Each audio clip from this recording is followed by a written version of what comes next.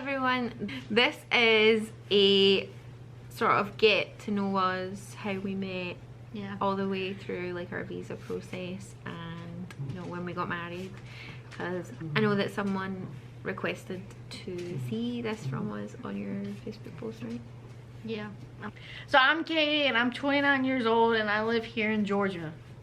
And I'm Shanice and I'm 26 years old and I'm originally from Glasgow in Scotland, but I live here now in Georgia. So, Katie, no, seriously, how did we meet? When did we meet? What was the script? So I started a TikTok account in 2019 when COVID started and there was nothing else to do but be on social media. So I thought I'd have fun while I was stuck in the house. Yeah. And around 2020 is when you started following me, I think. Well, you randomly popped up on my For You page because you used to go live a lot because she lived by herself, and so you would just go live. Yeah, it was my way of talking to people, socializing. At that point, because it was COVID, I was staying up a lot later, and there is a 5-hour difference time-wise between here and Glasgow, so I was online as well when Katie would be on live, and you randomly popped up on my For You page, and I thought, damn. Oh yeah. Damn. I was like, who is this? You were cute, you know. I don't She know. was cute. She was cute. So I just kind of started watching her for a little while. That sounds creepy. Sounds creepy. But I would watch her lives occasionally if she would pop up, and there was quite a few females on there who were intrigued by your feminine beauty. Can we like skip over that part? No. Is that needed? Yeah, that's needed. Okay. This is our story, honey.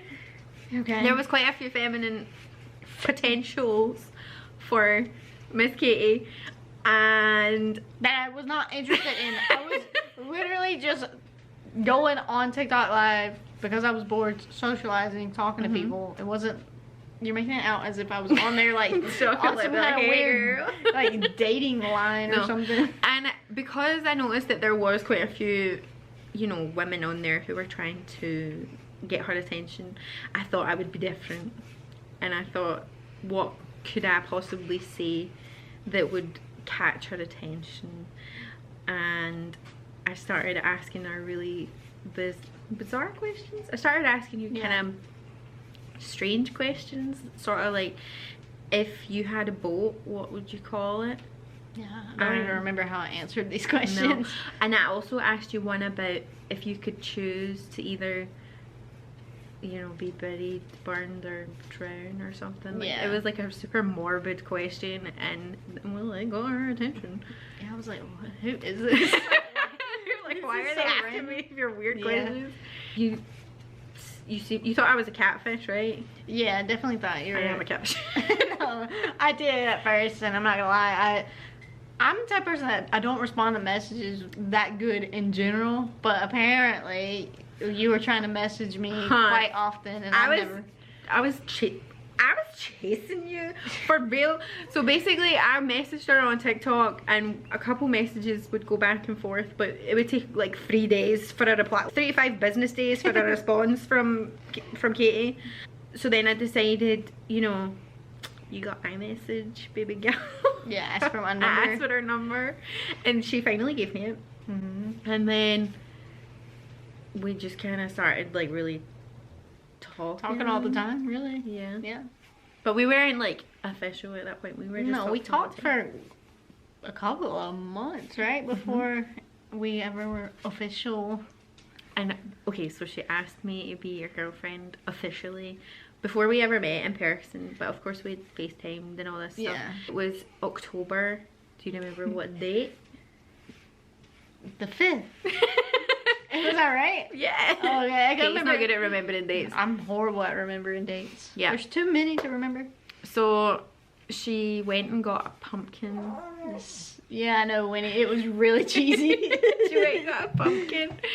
And I actually still have the picture somewhere, I think, so I will insert it so that you guys can see it. He's from the future editing I do not have that picture, sadly. Just know it was a very cute picture and it was also very cheesy. But yeah, sadly, I no longer have it. I got a new phone. So she got me a pumpkin and she carved on it. Which I don't remember. What was it? Something about "Will you be my boo?" or something like that. It was super cute, and I was like, "Wow, she is cheesy. That's campy, and I like it." When he likes it too. Then we officially started dating, and we were supposed to meet one another in person that Christmas. Yeah, and you bought a ticket to come here. Yeah. Like for December, and we had no idea at the time that there was COVID restrictions, which was basically certain countries weren't allowed to come into the U.S. Yeah. Unless they quarantine. But there again, we didn't know that either. Nope. We just thought like she was not allowed to come at all. So you had to cancel that flight. Yeah. And we waited. We were like, we're just gonna wait until the borders are open again and you can come here. But we didn't know when that would be. We didn't think it would be that long, but then May came around and you still weren't able to come unless you quarantine for 2 weeks in a different country, which is certain country. And randomly one day in May, I was just like, what if I sent you to Mexico for, you had to quarantine for 14 days, right? Full days, like yeah. 14 full days. And I was like, what if you just go to Mexico and then after the 14 days come here? Of course, you didn't really say no to that because it was a free holiday. Yeah. Wow, that makes me sound so bad. No, not really. We were very much, you know, in love, wanted to be with one another, were willing to do whatever we had to do in order to be with one another, and that was the only way that we really could be together at that point. Yeah, because like I said, by this point we were almost talking for a full year. It was a full year basically, and we hadn't met each other, and we were just like, we don't know when this is gonna end. We gotta figure this out. So with that being said, you went to Mexico for 14 days at an all-inclusive resort. Which, if you don't know this, Mexico is actually like really decently priced to stay for 2 full weeks. Yeah. Like, I was shocked. I was like, this can't. I was like, make sure it's a safe place because this can't be right. But it was actually really nice. Right? Oh yeah, it was a beautiful hotel. The staff were all amazing. I had the best time. You then had to do a COVID test and all this stuff before you were allowed to fly, and they did it in your hotel room. Like the nurse person would come round and do it for you, and it was a really, I had a great time. It was a great experience, even though I was by myself. I did Mexico for 2 weeks and then flew here, met your little face, met you in person for the first time. Originally Winnie, it's just her first time hearing the story too. So she's putting her little commentary in. She said L. yeah. No one likes hearing how their parents met in film. Originally, I was only supposed to come for 2 weeks. So I was supposed to do 2 weeks in Mexico and then 2 weeks here. And when my parents first heard about it, because bearing in mind I'd never met Katie in person before, even though they'd met her, you know, through FaceTime and stuff like that, they were still a little bit nervous. Not so much about me coming and meeting Katie, but they were nervous about me going to Mexico by myself. But of course I'm the type of person, if I want to do something, I'm gonna do it anyway. And you were just on a resort. It's not like you were just like in a random hotel. Oh yeah, no, like, yeah. I didn't really leave the resort. I just kind of, and for the first couple of days it rained quite a lot, so I kind of just stayed in the hotel room anyway. I was supposed to come here for 2 weeks, and then I shockingly extended my stay for as long as your visa allowed. Yes, so anybody that is from the UK can come to America, but you have to be approved for something called an ESTA, and it's valid for 2 years, and it's like £14. You are allowed to stay in America for up to 90 days or 89 days or something like that. You're supposed to leave before basically 3 months. Yeah, so I was like, that's exactly how long that I'll stay for then. Yeah. We also found a way out. Well, technically we didn't break any rules because that was the rule. Yeah, so basically whenever you would come for 3 months or 90 days, however you want to put it, yeah, whenever you went back home, you had to stay home. Like you couldn't, same amount. Yeah, some people we've heard in Facebook groups and stuff would like go home for a day and come back because technically it restarts. But the rule is you should stay out of the America or the country you're visiting for as long as you were there. And so we did that because it would have sucked if she went home for like 2 weeks and came back and didn't get let in. Yeah. And it wouldn't look good. Especially because when I was here and I obviously extended my stay, Katie actually proposed to me in Nashville, and it was very sweet because I'd always wanted to go to Nashville and see it, and she knew that, so she took me on a little mini vacation and we went up the bridge. What bridge? Oh, I don't know. It's the bridge. Pedestrian bridge. The pedestrian. I think is what it's called. I think that, no, I genuinely think that's what it's called. And she surprised me. We went up there and the sun was setting and we were taking pictures of it, of course, and we were supposed to go for dinner afterwards, so we were dressed decently.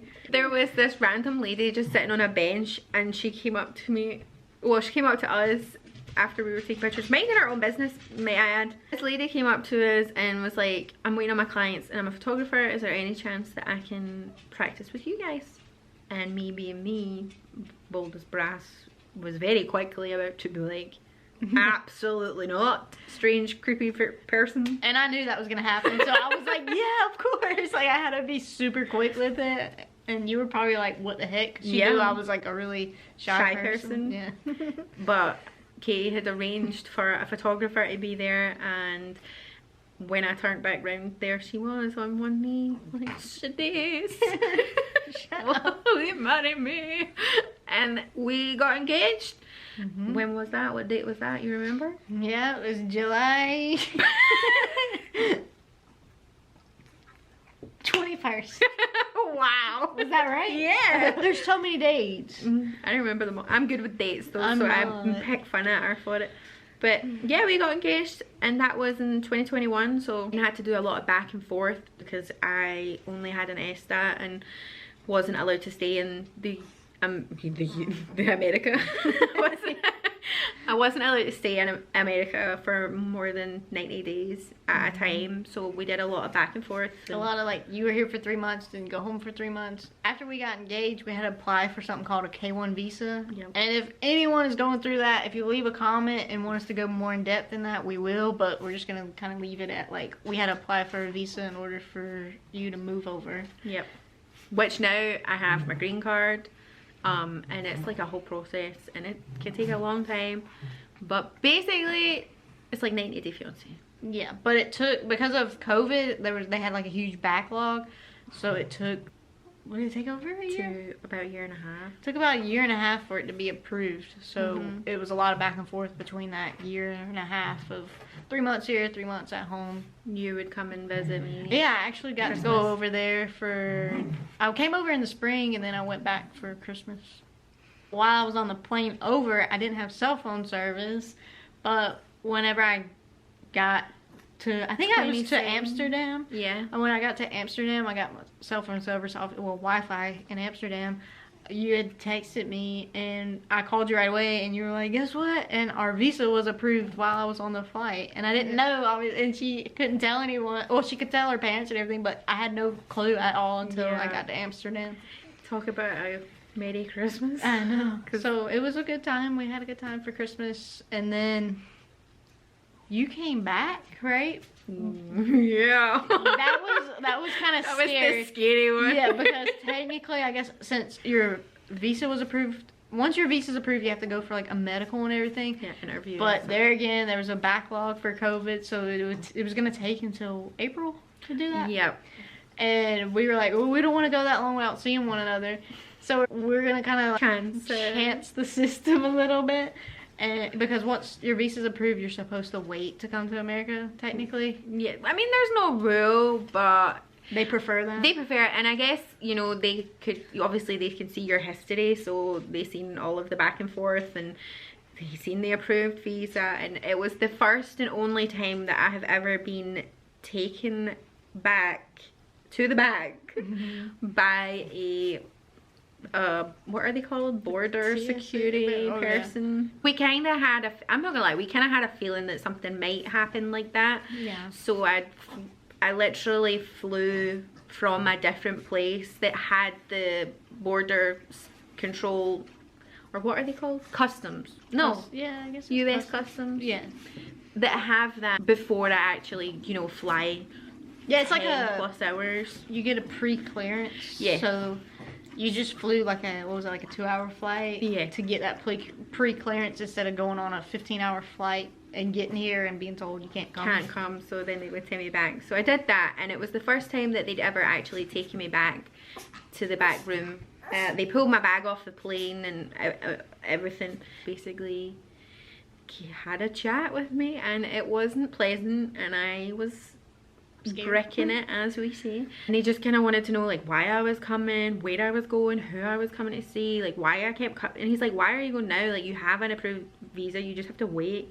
And I was like, oh, Don't want to wait. I don't want to wait, basically. And thankfully he let me come anyway. And that was like that phone call after that to you, I was almost in tears. Yeah. Just because it was so nerve-wracking, and I was like, oh my goodness, I'm doing something so bad. I didn't do anything wrong, but I was just a mess. I was so nervous. I came here, and then I was only here for maybe about a month and a half, 2 months, because then I had to fly straight to London. Yeah. From here to go for my medical and my interview, yep, in London for my visa process, which thankfully wasn't so terrible. And the interview, we were very prepared. We had everything we needed document wise. We did a lot of research for that, so thankfully because of that, I was only in there, what, maybe half an hour or so. Yeah, it wasn't long at all. And they said, you know, because I did my medical so close to the interview, they didn't have the results yet, but as soon as they got them, as long as they were all good, I was approved officially for my visa. And yeah, that is what happened. That they got my results, I was completely approved, went home. And you got your visa like what, maybe 2 weeks later? Mm-hmm. And you came back in May? I came back straight away as soon as I got my visa. I wasn't supposed to come back straight away, but I did, because I couldn't wait. I was I got it, so I had to come back. Yeah. And I lived here ever since. Did the green card situation, because with that visa you have to get married within 90 days. Yes, you have to get married within 90 days. So therefore, we didn't have time to like plan some big wedding and have people fly over, because it was just too much to expect from people in a short amount of time. Yeah, very expensive. And so I was like, well, we should just elope, because maybe one day in the future we can have some sort of thing. Yeah. But for now, it'll just be us, and it was nice. It was very sweet. We went to Savannah and got married in June. Yeah, and Bonaventure Cemetery? A cemetery, if you don't understand that. Cemetery. We eloped in a graveyard, basically. But it was really pretty. I'm sure you'll insert some pictures, or I'll insert, whoever does this. Yes.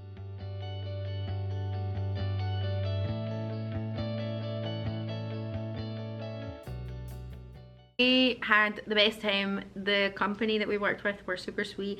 It was literally just a husband and wife couple, that he was the officiant and she was the photographer. We got some really nice pictures. It's a really old school cemetery with a lot of old headstones and a lot of really pretty moss hanging trees. Yeah. And that's exactly why we chose there, because I mean, it's not every day that you get married in a graveyard. So yeah, then we eloped and we had a great time, and we applied for my green card. And got that out of the way. Got that, I was approved, and then kind of just lived our life up until one random day in November of, was that last year? So we got married in 2023. Sorry, I don't know. I'm thinking the engagement still. No, 2023 we got married. At the end of 2023, on a, well, I don't want to say on a random day, but we were talking about, we obviously wanted to have a kid. We wanted a family. Point. Yeah. But when we started talking about it more and more, like it would just be like every now and then, but then it got to where we were talking about it more and more, and we were watching a show on TV, because we didn't know where we were gonna go for fertility treatment or Yeah. anything. And there again, that's another topic. We'll make a separate video about our process. And I think we actually completely will make a separate video because someone else also requested that process. yeah, so we'll be making a video about that soon. But we were watching a show that you enjoyed on TV. What was it? Brat and Judy. Yes, we were watching that, and they did IVF, and we love their doctor that they use. Yeah, like they're thankfully, it was like down the road. Yeah. Thankfully from Atlanta, which is obviously the closest. And we were person. like, let's look her up on like YouTube and online, Instagram, reading about her and everything. And while we were at the consultation with her, we literally said to her, "We're putting all our eggs in your basket." In your basket, literally. Because we just loved her from the second, even after we, like, from watching TV to the consultation, we were like, this is gonna be where we go. This is gonna be our doctor. But rewind a little bit, we were talking about it for a while, and then we saw that show, and we were like, really, like, we both kind of knew, but we hadn't told each other. We're like, we're ready to do it.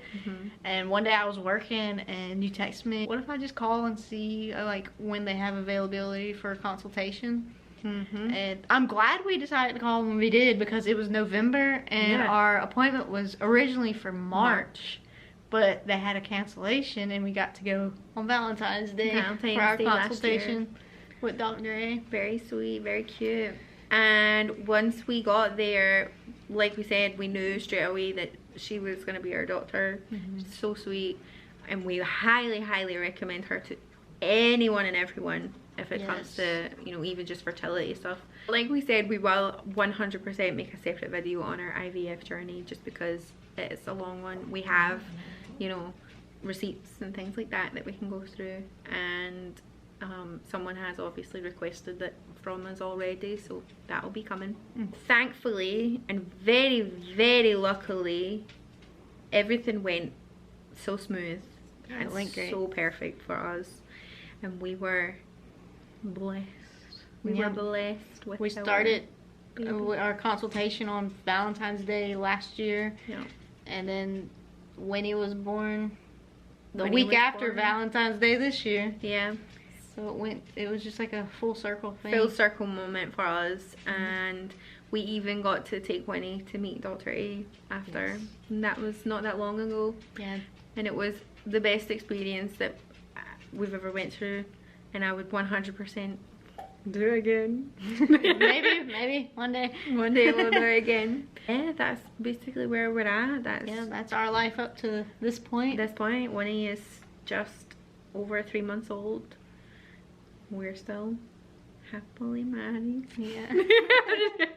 Our anniversary is literally in 2 weeks time, so I mean, we'll be 2 years married, and don't plan on kicking you out the bed anytime soon. So that's our story. That's us up until now, and hopefully you guys will actually get to see our story from now on. Yeah. As long as we continue. Yep, they're all caught up. And now we'll go from here. See what happens. We'll see what happens. If you guys enjoyed this video, please do give us a big thumbs up. We know that we're just starting out, but we actually do really enjoy making these for you. And don't forget to subscribe if you enjoy the videos. Yeah, definitely. We appreciate that. But we'll be back to doing our daily vlogs for Monday's video, so you guys will get to see that. And can I just add, we're gonna do that IVF video probably within the next week or two, I would assume. So if you have any questions pertaining to IVF or reciprocal IVF, that's what we did. But specifically, there again, we're not doctors or anything. We can only answer to what happened for us. Yeah, what we went through. But we'll explain all that in that video. But if you have any questions about it, leave it below so we can answer cover it. Hopefully. In that video. So yeah, that'll be good. Yeah. Thanks. So we'll see you guys. See you guys Monday. On Monday. I'm gonna go make mashed potatoes now. Bye.